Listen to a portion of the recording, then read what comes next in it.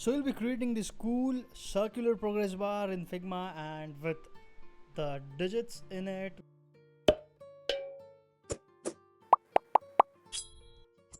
So let's jump into the Figma and get started with it. Well, just I'll tell you, this is kind of quite tricky, so I'll first delete everything what I have here. And the circular progress bar is kind of a bit different than what we generally do, the circular loading animation. So be sure to check out the entire video, and yeah, that's all. Let's start with it. So first thing first, let's quickly create the digits in it, which are going to be keep us showing us the progress. So let's start with maybe 25, and then I'll create one more text layer which holds the percentage symbol. Make sure you have two different layers, because one will be using to assign our variable, and we'll keep the percentage symbol static as it is. I'll select both of them. I'll hit Shift A, which will create an auto layout for me. I'll have approximately 10 pixels of the space, and I'll say, let's say, digits. Okay, and now in the digits, I'll convert this as a component. Quickly add one more variant to this, which we'll be using to basically switch between the variants and create the incrementation in the variable. So I'll tell you how to do that, don't worry. Let's first create the variable. To create the variable, deselect everything here, click on this local variables button, create variable, and we'll be creating a number variable, and let's say we call it as progress, and as it starts from 25.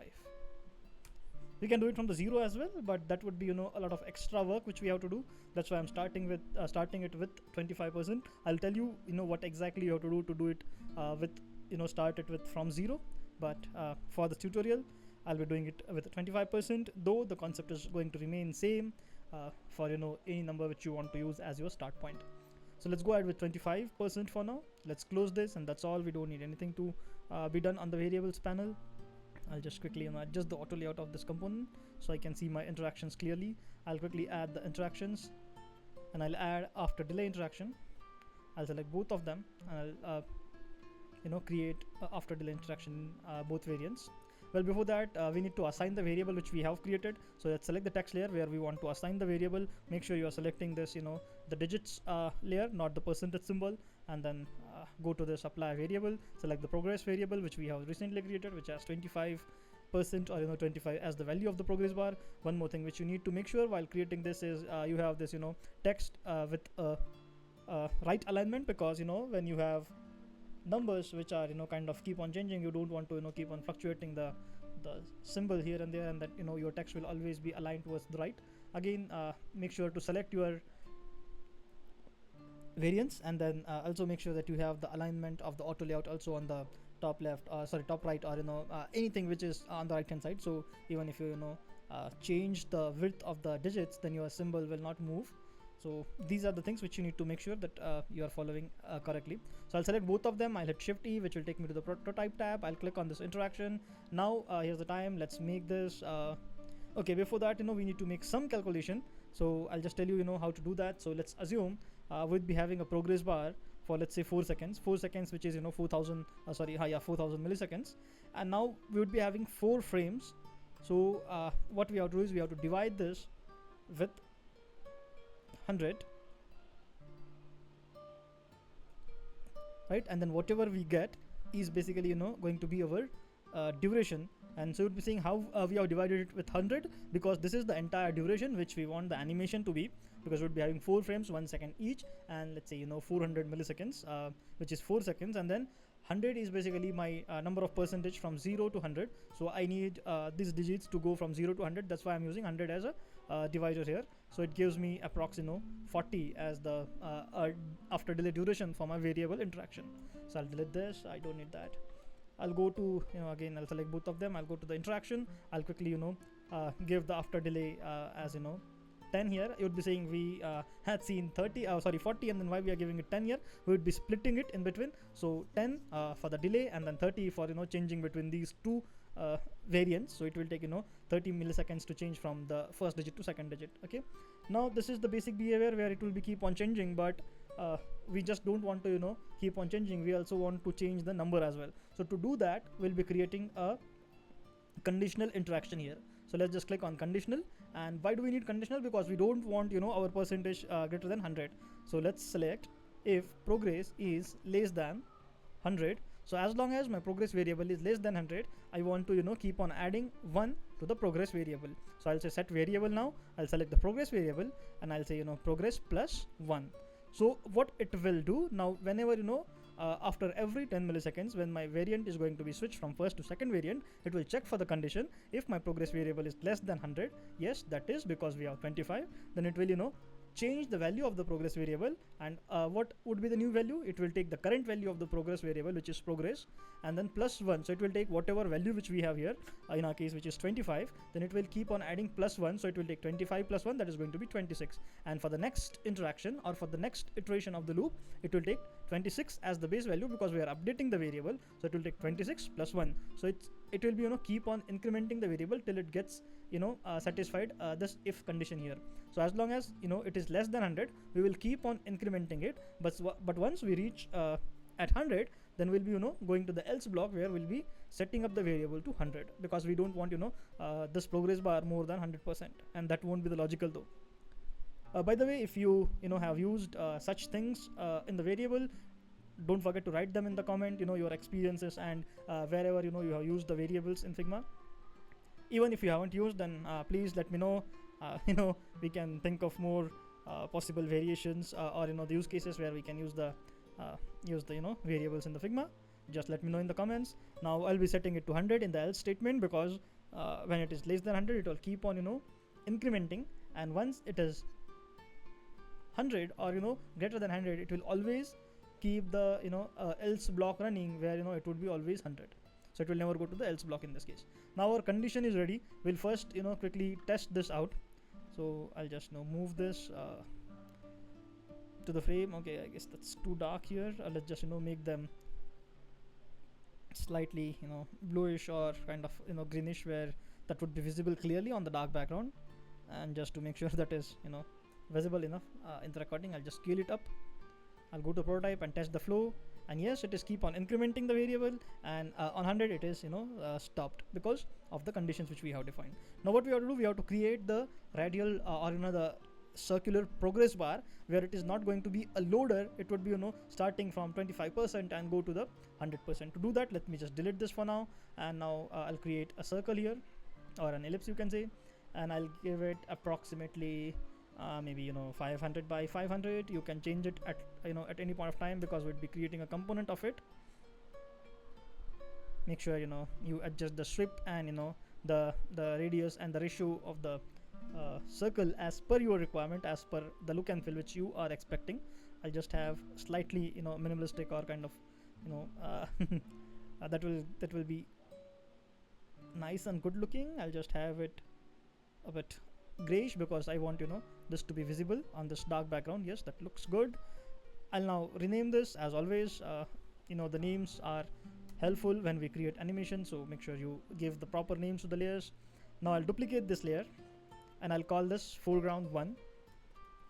And this is the trick here. I'll tell you what is the trick. So I'll first I'll tell you why do we need this specific naming here, foreground 1, just in a minute. But first let me change the color. Probably that is something similar to this, or I can simply pick it from this 25 here, because we already used it.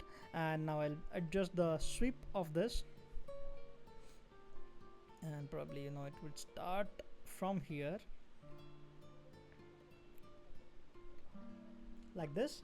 If you want the rounded edges, you can adjust the corner radius, but let's keep it as it is for now. Now I'll be duplicating this foreground element for 3 more times, which is going to be foreground 2, foreground 3, and foreground 4. Now I'll select both of all of them, not both, all of them, and I'll just create a frame out of the selection, and I'll set this progress bar. Okay, and now I'll create a component. Now in the component, I'll first quickly, not here, I'll quickly add the variant. Now I'll select the progress bar. I'll quickly add an auto layout, just to make sure all my variants are properly arranged. I'll quickly add 3 more variants, which is total 4, As always, when we have to create the circular animations, we need at least 4 frames to make sure that Figma is doing the animations properly. Now here's the trick. What we are going to do, we are not going to just rotate the one single element as we do in all our progress bar, or all our loading animations, but this time would be rotating all the other elements as well. So for the first progress bar element, we'll keep it as it is for the first variant. For the second variant, we'll select 2, 3 and 4, and we'll just rotate this. Now you'd be seeing why I say this is a trick and we need multiple objects here, because that will quickly create that a completion, or a feel, or a effect, which is basically giving us the feel that this progress is being filled, or the circle is being filled with this color. Now I'll go to the remaining variants quickly and select and rotate the layers. Make sure you select the correct layers and rotate them properly. Okay, and the last one, where we'll be selecting in this variant, I'll select 3 of them. First, rotate 90°.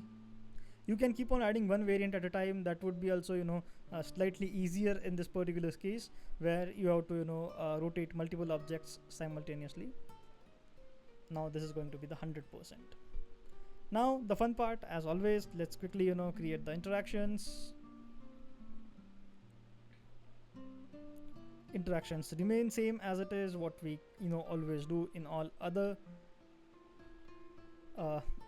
loading animations, but the only thing is we don't need loop here, because that is going to be started from 25% and end at 100%. We don't want that to loop in the animation, so I'll quickly change the interaction to after delay. Smart animate, it has to be linear because we want that linear progression of the animation. And now we need to define the timing here. So this is going to be 1 millisecond and this is going to be 1 second, because we need the animation to be happen in a way where each frame is taking approximately 1 second to reach to the next frame, and in duration of 4 seconds would be completing this entire piece of animation. Now quickly bring in the first variant or the instance here in the frame. I'll go to design mode, quickly align it to the middle. I'll select the digit component, I'll just move it into the frame as well, and I'll quickly align it at the middle. You'd be saying why I haven't added this digit component in the progress bar, because when we are switching through the different variants of the progress bar for the animation, it will always reset the state of the component, and it will always start from 25 to approximately more 25%, and it will again go back to 25. So that will kind of not solve the purpose which we have here. So I'll just quickly scale it up. What you can do is you can now select both of them and create a component out of it. That would still work, but for this tutorial I'll just keep it as it is. And now let's just test this if it is working as expected. And now there's a slight slight problem with the rotation, and it happens when you kind of have multiple layers, and if you accidentally select incorrect one. So this has to be in this frame.